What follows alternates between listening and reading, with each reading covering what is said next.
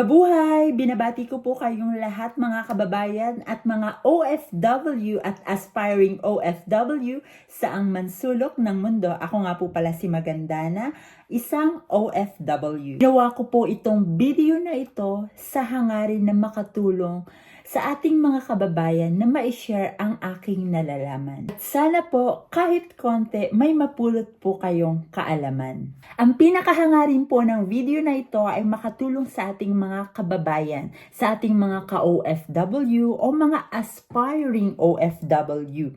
Yun po. And sana po may matutunan po kayo kahit papaano dahil sharing is caring.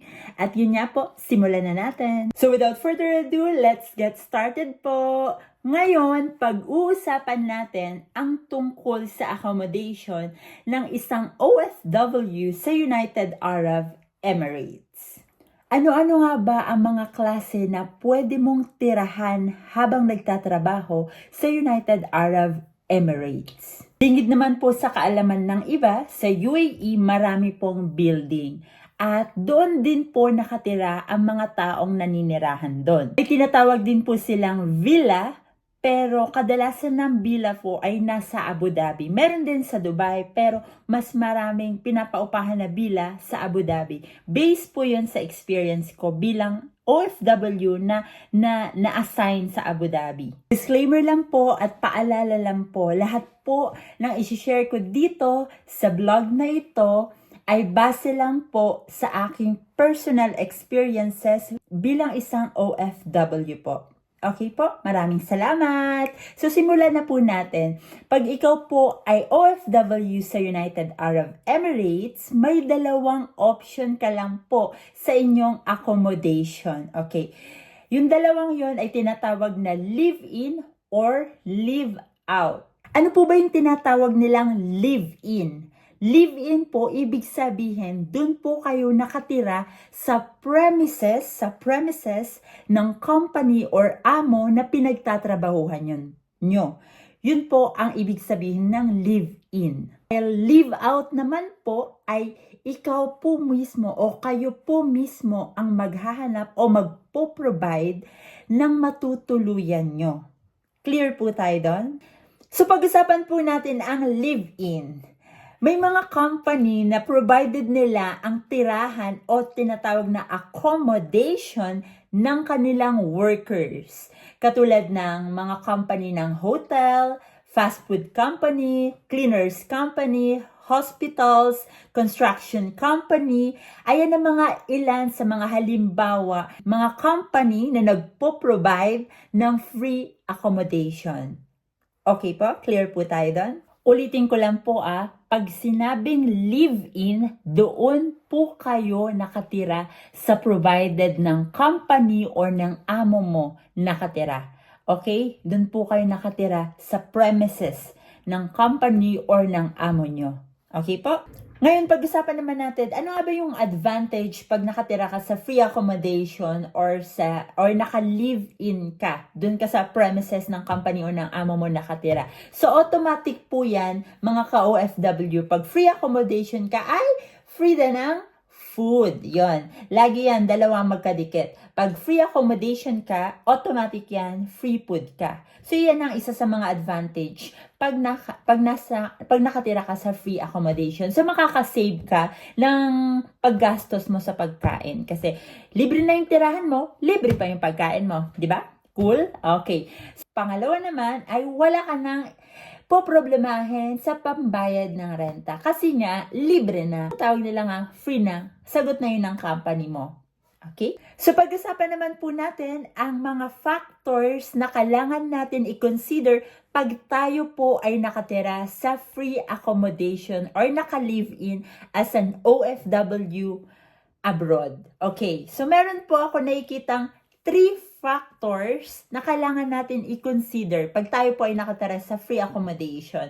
Unang-una po sa listahan ko ay ang mga ka-roommate. Siyempre, kailangan natin silang i-consider kasi pag tayo po ay nakatira sa accommodation, hindi lang po tayo mag-isa sa room ang titira. Maswerte na kung kayo po ay nag-iisa lang sa room. Pero usually po sa United Arab Emirates, lagi po tayong may ka-roommate. Lagi po tayong may kasama sa room. Okay? Base po sa experience ko, 6 kami sa isang room. Base po to sa experience ko sa Dubai. So, kailangan natin silang i-consider kasi hindi lang po tayong mag-isa ang nakatira doon. Okay po? Clear po tayo doon? Okay. So, number 2 factors na kailangan natin i-consider pag tayo po ay nakatira sa isang accommodation ng company ay ang banyo. Siyempre po, dahil nga po nasa accommodation kayo, so yung banyo is common. Yung banyo na meron kayo doon sa halimbawa building nyo or sa flat nyo, kung saan man po kayo papatirahin ng company nyo or ng amo nyo, lahat po yun pangkalahatan in general. Ibig sabihin, for example lang to, kung may ilan lang banyo doon, so kailangan doon, so pangkalahatan na yon. So halimbawa, marami yung pang umaga, o marami yung pang hapon, o marami yung pang gabi, i-consider po natin yung time. Kung gusto nyo pong maligo ng halimbawa ng mas sulit, bumangon ka ng maaga o mas kaya doon ka gumamit ng banyo pag wala gaanong gumagamit. Alam niyo po yun, yung mga ganong tips. Okay, third factor po na kailangan natin i-consider ay yung timings. Syempre po kasi premises yun ng company, iba-iba po kayo ng schedule. Ibig sabihin, kung owned yun by company, dun po lahat nakatira ng workers. So, ibig sabihin, iba-iba po kayo ng schedule at work. Marahil yung isa pang umaga o pang hapon o pang gabi.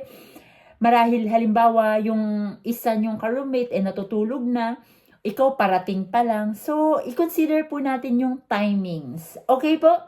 Clear po tayo doon. Maraming salamat. Okay, pag-usapan naman na po natin ang leave out. Okay, ano nga ba ang leave out?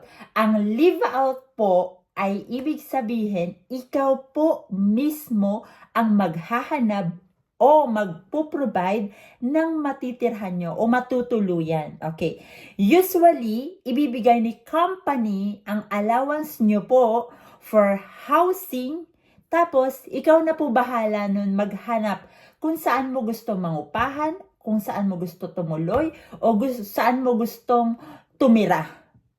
Ikaw na po bahala nun kung saan mo gusto. Yun po ang tinatawag na leave out. Clear po? So, pag-usapan naman natin ang advantage pag ikaw ay nakatira sa leave out. Okay. So, para sa akin, makikita ko ang 2 factors na maganda pag ikaw ay nakatira sa leave out. Unang-una na dyan, syempre, makakapili ka kung saan mo gustong tumira. What I mean by that is, halimbawa, gusto mong tumira malapit sa mall. So, syempre, dun ka maghahanap ng paupahan na malapit sa mall. Halimbawa naman, gusto mo tumira malapit sa park.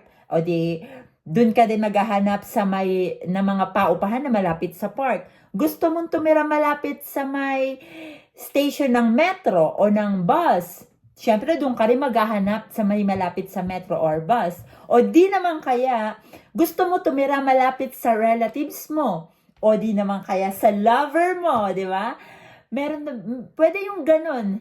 Maghahanap ka doon ng paupahan malapit sa relatives mo, sa family mo, o di naman kaya sa loved ones mo, o di ba? Yun ang advantage na nakikita ko. So, yung pangalawang factor na advantage na nakikita ko naman, pag naka-leave out ka is, eto talaga, gusto to ng lahat. At gustong-gusto ko din to. Maluluto mo lahat ng pagkain na pwede mong lutuin. Di ba? Kasi nga, pagka free accommodation ka, usually, hindi ko nila lahat, pero usually, sa United Arab Emirates, pag free accommodation ka, free na din ang food. So, hindi ka makakapagluto. Pero pag naka-leave out ka, nakatira ka sa labas, may sarili kang kitchen. Siyempre, yung uupahan mo, may kitchen yon, bahay yon. Yung parang totoong bahay yon, family ang nakatira doon. So, meron silang kitchen, may gasol na pwede kang magluto. So, yun yung advantage na nakikita ko.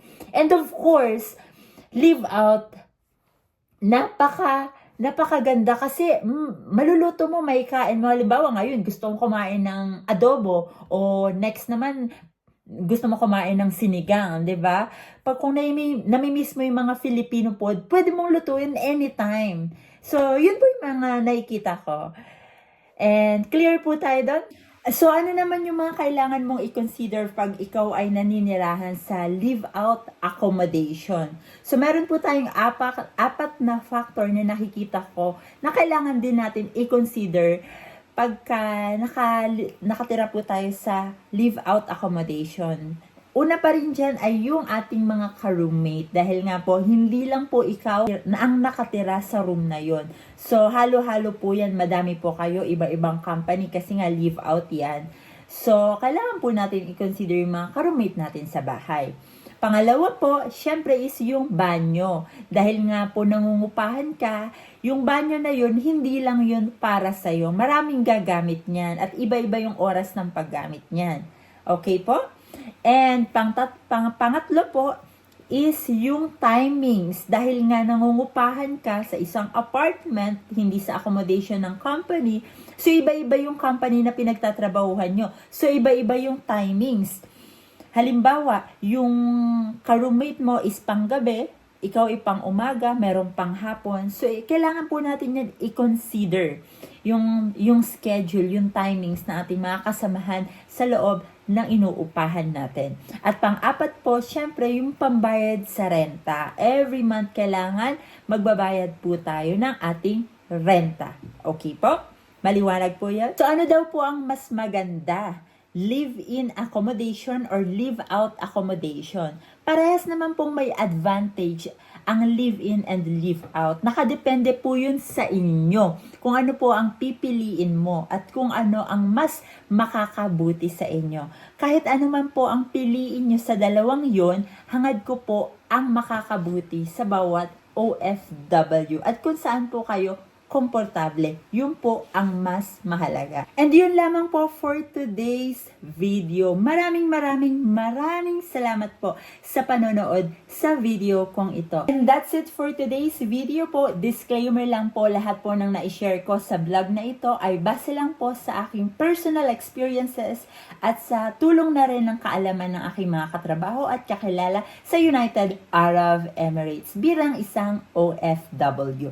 Ang pinakahangarin po ng video na ito ay matulungan at ma-share sa ating mga kababayan, sa ating mga ka-OFW at aspiring OFW ang kaunting impormasyon na aking nalalaman. Maraming salamat po dahil sharing is caring.